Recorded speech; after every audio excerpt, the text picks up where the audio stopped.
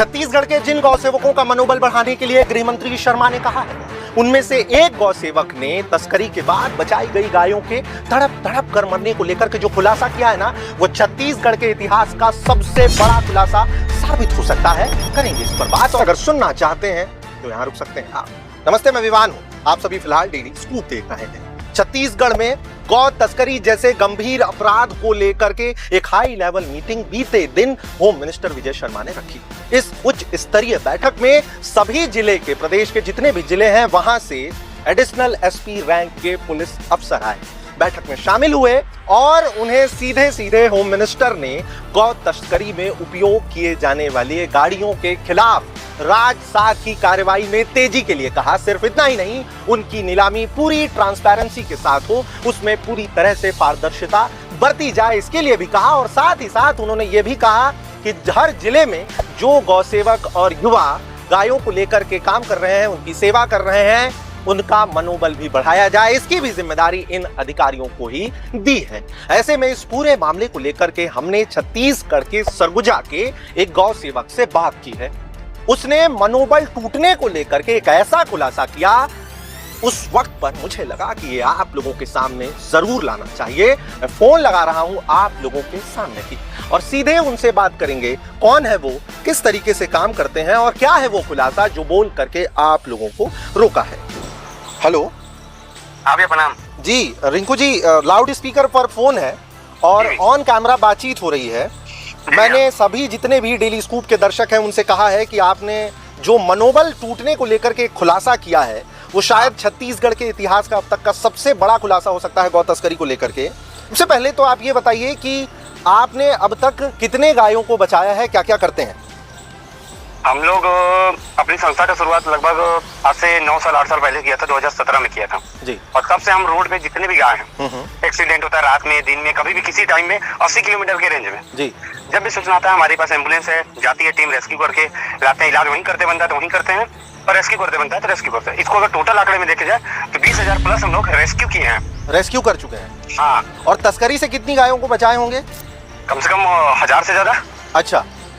और अब जो इसको लेकर के तो बहुत सारी बातें आप बता रहे थे तस्करी को लेकर के, लेकिन तस्करी के बाद जो गायों को बचाया आपने और वो जो एक आप केस रिपोर्ट बता रहे थे, उसके बारे में थोड़ा बताइए दर्शकों को।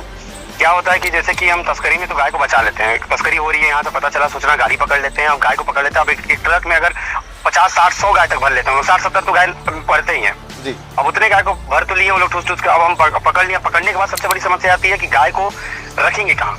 ना कोई उनके लिए कोई प्रावधान, कोई मतलब कोई ऐसा गौशाला है जो कि इतने गायों को एक बार में लेना चाहेगा, लेता नहीं है। और कोई ऐसा मतलब सरकार का भी कोई ऐसी योजना नहीं है, कोई गौठान, कोई ऐसा मतलब कुछ अलग सा नहीं बना हुआ कि जिसमें कि गाय को आप रख सकते हो। अब कांजी हाउस वो इतनी छोटी रहती है कि रखने बात है। 4 साल 5 साल 4 साल पहले ऐसे ही घटना हुआ था। इस पूरे घटना के बारे में थोड़ा विस्तार से बताइए रिंकू जी। जी, लुचकी घाट के पास में हम लोग 2 गाड़ी पकड़े थे। एक गाड़ी लुचकी घाट पास, एक गाड़ी जाकर बतौली पास पकड़े थे, जिसमें और भी संस्थाएं थी, बजरंग दल वगैरह सभी शामिल थे। सबने गाय को पकड़ा। जब गाय को हम पकड़ लिए, गाय भैंस सब थे उसमें, लगभग 80 से 90 थे। उसको पकड़ने के बाद जब पूरी रात पकड़ने के बाद सुबह हम जब गौठान में रखे हैं, तो गौठान में पहली बार तो रखने का अनुमति नहीं था। निगम बोल रहा था हम उतने गायों को रख के चारा कहाँ से खिलाएंगे, हमारे पास सुविधा नहीं है। फिर भी हम लोग ने जोर जबरदस्ती किया, पुलिस वाले से बोले कि आप भी बोलिए तो रख दें। तो वहाँ पे रखा तो गया। अब समस्या आने लगा, दूसरे दिन से फोन आने लगा कि गाय रखवाए तो गाय को चारा कौन देगा, खिलाएगा कौन, या फिर उसे यहाँ से हटाएगा कौन। अब हमारे साथ समस्या था कि ना उस समय हमारे पास कोई गौशाला थी, ना हमारे पास कोई संसाधन था कि हम उसे रख पाए। हम बोले वहीं पे रखिए, हमसे जो बनता है हम करने की कोशिश करते हैं। बाकी निगम, हम तो पकड़वा दे, अब निगम साथ दे थोड़ा सा तब तो होगा। कोई भी साथ नहीं दिए। वो गाय लगातार पर डे 7 से 8 गाय वहाँ पर भूख से मरती थी। हर रोज मर रही थी? 7 से 8 गाय मर रही थी, हर रोज मर रही थी। निगम की गाड़ी जाती, उठा के लाती, क्योंकि वैसे पर भी वो ठूस के लादे थे उसमें। एक तो बुजुर्ग गाय और ठूस के लादे हुए थे ट्रक में, वैसे भी आज मरी थी। और मरी गाय को जब ले आए, जब भूख नहीं मिलेगा, खाना प्रॉपर नहीं मिलेगा पेट भर में, तो गाय तो मरना था ही। वो तड़प के भूख से मर गई। सब के सब लगभग मर गए थे।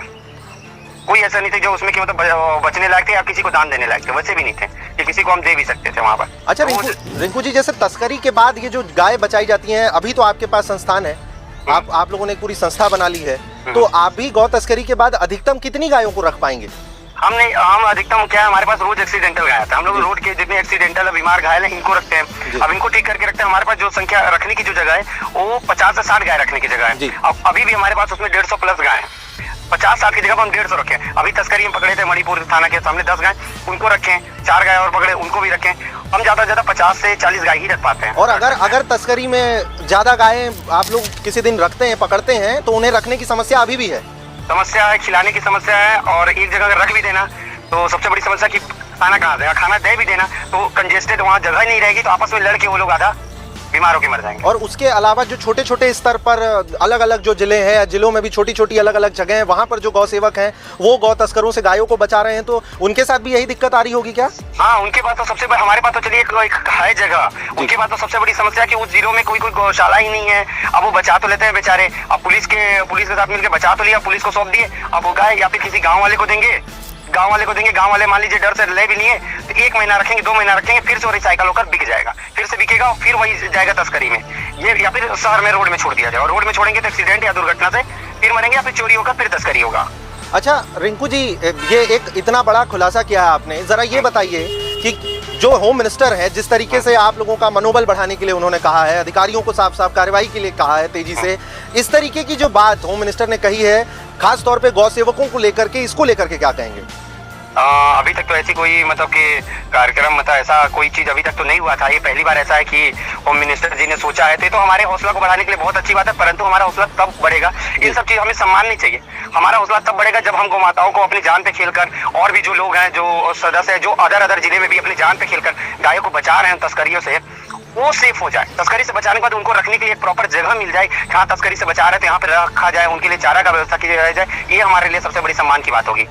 अगर दूसरी सम्मान हम तो लेंगे सबके सामने कि हमें सम्मान मिला, हमारा नाम हुआ, परंतु जो गाय हम बचा रहे हैं वो वाकई में बच ही नहीं रही है, तड़प वहाँ कटने से बचती है तो यहाँ भूख से मरती हैं। तो कितनी बड़ी बात कह रहे हैं, कितनी बड़ी बात कह रहे हैं दर्शकों, आप लोगों के सामने ये जो खुलासा एक गौ सेवक जो सरगुजा के हैं वो कर रहे हैं, और कितनी बड़ी बात कह रहे हैं ये आप लोग सुन सकते हैं। तो एक तरफ आप ये जरूर कह रहे हैं कि छत्तीसगढ़ के इतिहास में पहली बार कोई ऐसा नेता हुआ, कोई ऐसा होम मिनिस्टर हुआ जिसने गौ सेवकों को लेकर के चिंता जताई है, उनके मनोबल बढ़ाने को लेकर के कहा है, और साथ ही साथ अब सबसे जरूरी बात यह कि तस्करी के बाद जिन गायों को बचाया जाएगा उन्हें कहाँ रखा जाएगा, इसकी व्यवस्था पर भी खास ध्यान दिया जाए।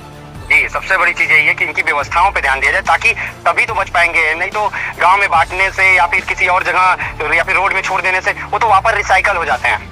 और रिंकू, जिस तरीके से आप कह रहे थे कि जिन अधिकारियों को जिम्मा दिया गया है तस्करी को लेकर के, उनके सामने भी कई बड़े खुलासे आप करेंगे, कई ऐसी चीजें हैं, कई ऐसे सबूतों की बात भी आप कर रहे थे। हमारे पास सबूत भी, हमारे पास तो पूरे बुक मिले हुए, उनके कॉपी मिली हुई कि कहाँ से बुकिंग करते हैं। अगर एक गाड़ी में 1 लाख रुपया का है तो 1 लाख में 20-10,000 तो बुकिंग कर्ता को दिया जाता है। फिर जिस तरीके से अपनी जान जोखिम में डाल करके, रिंकू, जिस तरीके से अपनी जान जोखिम में डाल करके आप लोग गायों को बचाने में लगे हुए हैं, आप लोगों का ये काम बहुत सराहनीय है। और होम मिनिस्टर ने जिस तरीके से आप लोगों के मनोबल बढ़ाने को लेकर के साफ साफ कहा है, ऐसे में मुझे लगता है कि कहीं ना कहीं आगे जाकर के एक बड़ी सफलता के रूप में दिखाई दे सकती है। रिंकू, बातचीत के लिए फिलहाल बहुत शुक्रिया, बहुत शुक्रिया। धन्यवाद। जिस तरीके से सरगुजा के इस एक गौ सेवक के पास गौ तस्करी को लेकर के कई सारे इनपुट्स हैं, और तस्करी के बाद किस कदर गाय भूख से तड़प तड़प कर मर रही हैं, इसको लेकर के खुलासा किया है। ऐसे कई इनपुट्स प्रदेश भर में काम करने वाले गौ सेवकों के पास में होंगे, और जिस तरीके से होम मिनिस्टर ने साफ साफ फ्रंट पर आकर के इनके मनोबल बढ़ाने को लेकर के कहा है, सख्त कार्रवाई को लेकर के कहा है, आने वाले समय में जिन अधिकारियों को इसकी जिम्मेदारी मिली है, गौ सेवकों के साथ मिलकर के उनके मनोबल को बढ़ाते हुए इन इनपुट्स के साथ आने वाले समय में ऐसा हो सकता है कि गौ तस्करी पर सबसे बड़ा वार देखने को मिले। लगा कि ये खबर आप लोगों तक लानी चाहिए तो ले आया। फिलहाल भोपाल में हूं, कैमरे के उस पार अंकित हैं। छत्तीसगढ़ आऊंगा तो आप लोगों से 1 to 1 बातचीत करूंगा, और इसी तरीके की एक्सक्लूसिव खबरों के लिए तह तक जाऊंगा, सिर्फ आप लोगों के लिए। ये ताकत इस कदर ही बना रहे, इसके लिए सिर्फ आप लोग इतना कर सकते हैं कि उस तरफ से इस चैनल को सब्सक्राइब कर सकते हैं। यूं तो ये आप लोगों के लिए उस तरफ मुफ्त है, लेकिन इस तरफ हमारे लिए किसी संजीवनी सा है। आज के लिए इतना ही। नमस्ते।